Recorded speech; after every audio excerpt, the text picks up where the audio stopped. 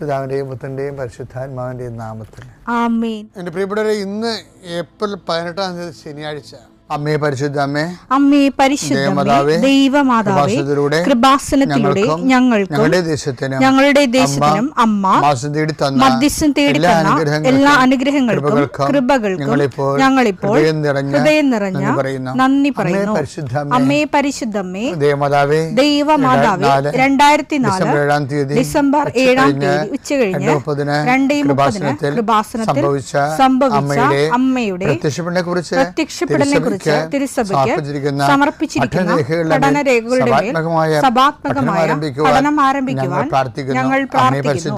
അമ്മേ പരിശുദ്ധമേ, ഭൂസ്വർലോകങ്ങളുടെ രാജ്ഞിയായ അങ്ങേയ്ക്ക് ഭൗമസംരക്ഷണത്തിനായി പ്രപഞ്ചപ്രകൃതിയെ തന്നെ തിരുസഭ പ്രതിഷ്ഠിക്കുവാൻ ഈ പ്രത്യക്ഷീകരണം വഴി ഇടയാക്കണമേ. പരിശുദ്ധമേ, ജപമാല മാതാവേ, സകല കൃപാസനം പ്രാർത്ഥനയോടും ചേർത്ത് ഞങ്ങളിപ്പോൾ പ്രാർത്ഥിക്കുന്ന ഈ കുടുംബത്തിന്റെ പ്രത്യേക നിയോഗം പറ മക്കളെ.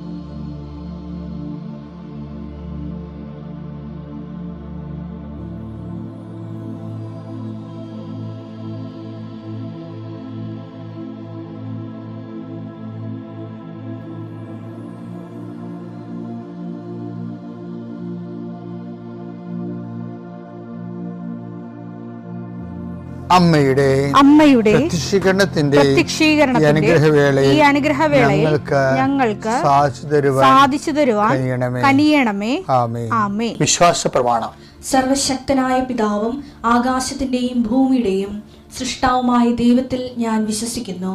അവിടുത്തെ ഏകപുത്രനും ഞങ്ങളുടെ കർത്താവുമായ ഈശോമിശിഹായിലും ഞാൻ വിശ്വസിക്കുന്നു. ഈ പുത്രൻ പരിശുദ്ധാത്മാവിനാൽ ഗർഭസ്ഥനായി കന്യകാമറിയത്തിൽ നിന്ന് പിറന്ന് പൊന്തിയോസ് പീലാത്തോസിന്റെ കാലത്ത് പീഡകൾ സഹിച്ച് കുരിശിൽ തറയ്ക്കപ്പെട്ട് മരിച്ച് അടക്കപ്പെട്ട് പാതാളങ്ങളിൽ ഇറങ്ങി മരിച്ചവരുടെ ഇടയിൽ നിന്ന് 3-ാം നാൾ ഉയർത്ത് സ്വർഗത്തിലേക്ക് എഴുന്നള്ളി സർവശക്തിയുള്ള പിതാവായ ദൈവത്തിന്റെ വലതുഭാഗത്തിരിക്കുന്നു. അവിടെ നിന്ന് ജീവിക്കുന്നവരെയും മരിച്ചവരെയും വിധിക്കുവാൻ വരുമെന്നും ഞാൻ വിശ്വസിക്കുന്നു. പരിശുദ്ധാത്മാവിലും ഞാൻ വിശ്വസിക്കുന്നു. വിശുദ്ധ കത്തോലിക്കാ സഭയിലും പുണ്യവാന്മാരുടെ ഐക്യത്തിലും പാപങ്ങളുടെ മോചനത്തിലും ശരീരത്തിന്റെ ഉയർപ്പിലും നിത്യമായ ജീവിതത്തിലും ഞാൻ വിശ്വസിക്കുന്നു. ആമേൻ. സ്വർഗ്ഗസ്ഥനായ ഞങ്ങളുടെ പിതാവേ, അങ്ങയുടെ നാമം പൂജിതമാകണമേ. അങ്ങയുടെ രാജ്യം വരണമേ. അങ്ങയുടെ തിരുമനസ് സ്വർഗത്തിലെ പോലെ ഭൂമിയിലും ആകണമേ. അന്നു വേണ്ടുന്ന ആഹാരം ഇന്ന് ഞങ്ങൾക്ക് തരണമേ. ഞങ്ങളോട് തെറ്റ് ചെയ്യുന്നവരോട് ഞങ്ങൾ ക്ഷമിക്കുന്നത് പോലെ ഞങ്ങളുടെ തെറ്റുകൾ ഞങ്ങളോടും ക്ഷമിക്കണമേ. ഞങ്ങളെ പ്രലോഭനത്തിൽ ഉൾപ്പെടുത്തരുതേ, തിന്മയിൽ ഞങ്ങൾ രക്ഷിക്കണമേ. ആമേൻ. നന്മ നിറഞ്ഞ മറിയമേ, സ്വസ്തി. കർത്താവ് അങ്ങയുടെ കൂടെ സ്ത്രീകളിൽ അങ്ങ് അനുഗ്രഹിക്കപ്പെട്ടവളാകുന്നു. അങ്ങയുടെ ഉദരത്തിൻ ഫലമായി ഈശോ അനുഗ്രഹിക്കപ്പെട്ടവനാകുന്നു. പരിശുദ്ധ മറിയമേ, തമ്പുരാന്റെ അമ്മേ, പാപികളായ ഞങ്ങൾക്ക് വേണ്ടി ഇപ്പോഴും ഞങ്ങളുടെ മരണസമയത്തും തമ്പുരാനോട് അപേക്ഷിക്കണമേ. ആമേൻ. കർത്താവേ, നിന്റെ ഉന്നതമായ നാമത്തിന് സ്തോത്രം ചെയ്യുന്നു.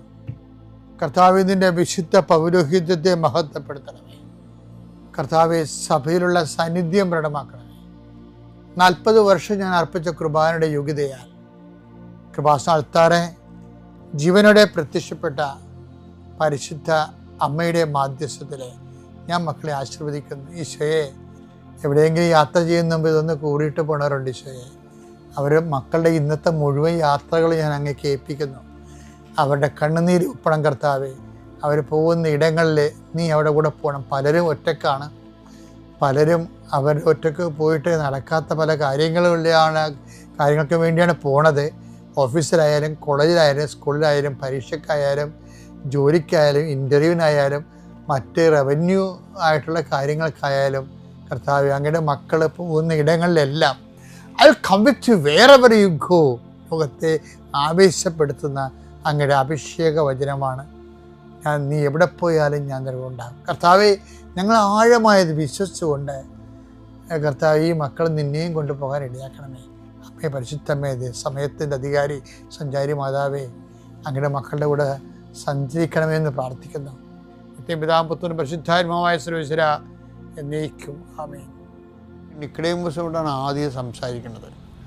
എന്താണ്? ആത്മാവിൽ ജനിക്കുന്നത് ആത്മാവാണ്, ജഡത്തിൽ നിന്ന് ജനിക്കുന്നത് ജഡമാണ്. എന്നിട്ട് ഇവിടെ വിഷയത്തിൽ ഞാൻ നിക്കോദേമോസിനെ കുറിച്ച് പറയുമ്പോൾ ജഡമെന്നാണ് ഈശോ പറഞ്ഞുകൊണ്ട് വരണതേ. അതാണ് വിഷയം. ഇദ്ദേഹത്തെ യഥാർത്ഥത്തിൽ നമ്മൾ ഈ ജഡം എന്നുള്ള വാക്ക് ഉപയോഗിക്കണം ഇപ്പോഴാണ് ഈശോ. അത് നിക്കോദേമോസിനെ അഭിസംബോധന ചെയ്തുകൊണ്ട്, അതായത് ഈ കൽപ്പന ടെക്നിക്കലായിട്ട് കൽപ്പന പാലിച്ചു, അതിൻ്റെ അരൂപി അതാണ് ഈശോ അതിൻ്റെ അരൂപിയെ ഈശോ കൽപ്പനയുടെ ജിസ്റ്റ് എടുത്തിട്ട് അരൂപിയാണ് പറയണത്. എന്താണ്?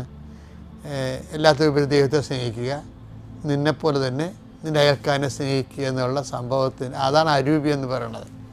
ഇവർ അത് വിട്ട് കളഞ്ഞിട്ട് ഇവർക്ക് സ്വർഗം അടിച്ചു മാറ്റാൻ വേണ്ടി കൽപ്പനകളെ അത് കൂടുതൽ ഭാരപ്പെട്ടതാക്കിയിട്ട് അവർക്ക് മാത്രം അത് പാലിക്കാൻ പറ്റുന്ന രീതി കൽപ്പനകൾക്ക് വ്യാഖ്യാനപ്പിരിവ് നൽകിയിട്ട് ഇവരത് പാലിച്ച് സംതൃപ്തി അടയുന്ന ഒരു അവസ്ഥയിലേക്ക് വരുമ്പോഴാണ് ഇന്ന് ഈശോ ജഡമെന്ന് വിളിക്കുക. എന്നിട്ട് പറയും, ആത്മാവിൽ ജനിക്കുന്നത് ആത്മാവാണ്, ജഡത്തിൽ നിന്ന് ജനിക്കുന്നത് ജഡമാണെന്ന് പറയും. അപ്പം ശരിക്കും പറഞ്ഞാൽ നമ്മൾ വളരെ ശ്രദ്ധിച്ചില്ലെങ്കിൽ നമ്മൾ ഈ അനുഷ്ഠാനങ്ങളെല്ലാം നടത്തി ജഡമായിട്ട് ജീവിക്കും.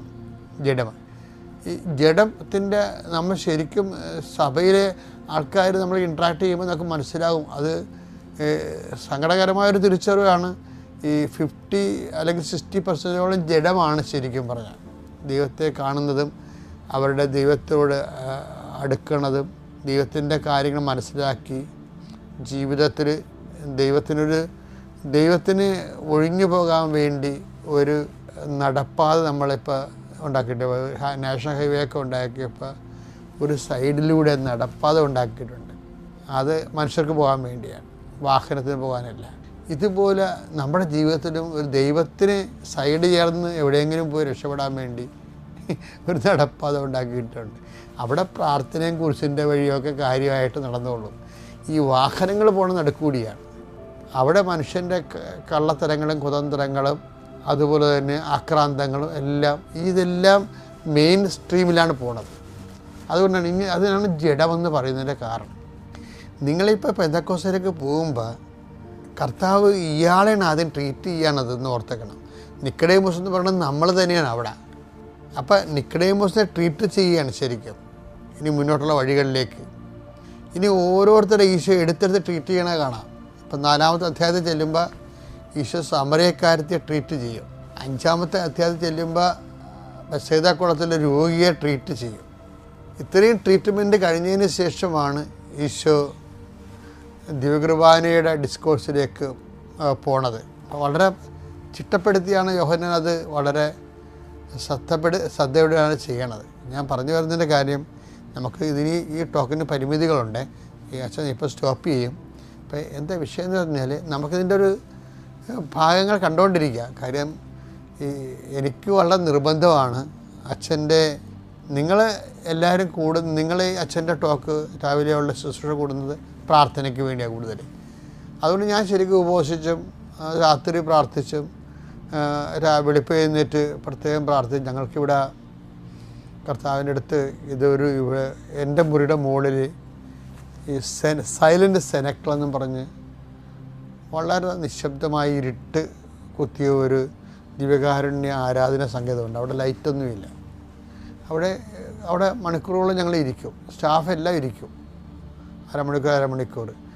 അപ്പം ഞാൻ 2-3 സമയത്ത് അവിടെ പോയിരിക്കും.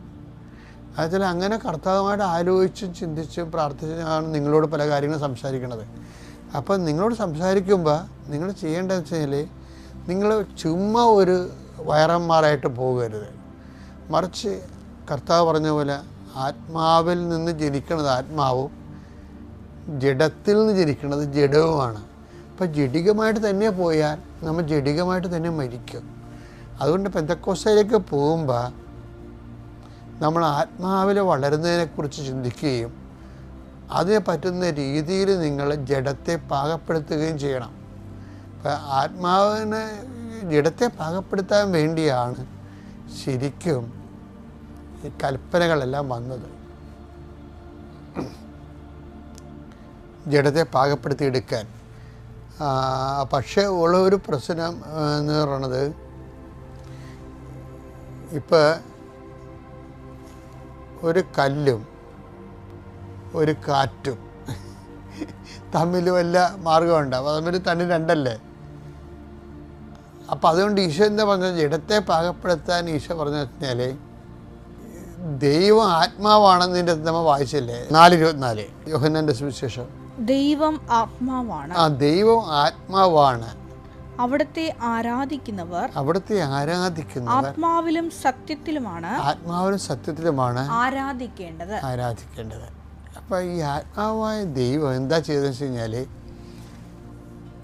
ജഡമായ മനുഷ്യന് ഇൻട്രാക്ട് ചെയ്യാൻ വേണ്ടി ഈ മെറ്റീരിയലാണല്ലോ, ഈ മെറ്റീരിയലിന് ദൈവം ഡിവിനൈസ് ചെയ്തെടുക്കും. ദൈവത്തിന് പ്രവർത്തിക്കാൻ പറ്റുന്ന രീതിയിലെടുക്കും.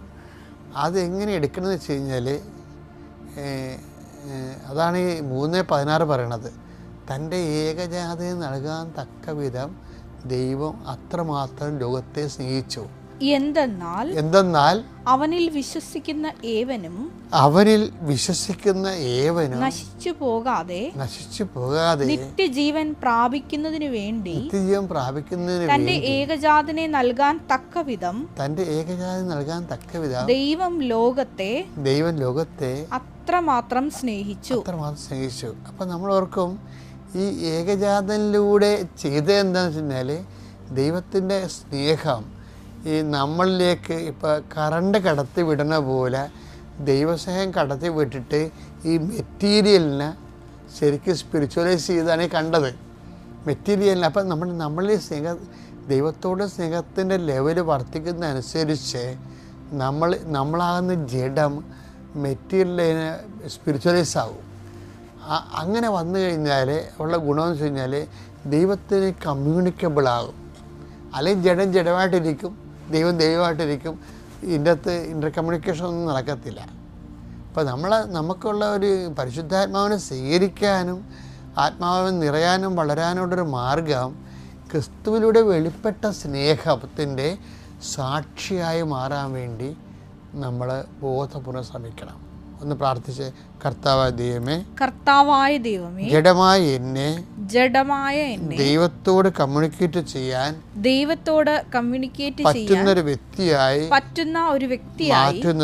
മാറ്റുന്നതിന് ദൈവം കണ്ടുപിടിച്ച ഏറ്റവും വലിയ രഹസ്യമായ ക്രിസ്തുവിലൂടെ വെളിപ്പെട്ട ദൈവസ്നേഹത്തിന്റെ സാക്ഷിയായി ആ സ്നേഹം കൈമാറുന്ന സാക്ഷിയായി എന്നെ വളർത്തി പെന്തക്കോസ്ത അനുഭവത്തിലേക്ക് എന്നെ ഒരുക്കണമേ. പിതാവിന്റെയും പുത്രന്റെയും പരിശുദ്ധാത്മാവിന്റെയും നാമത്തിൽ.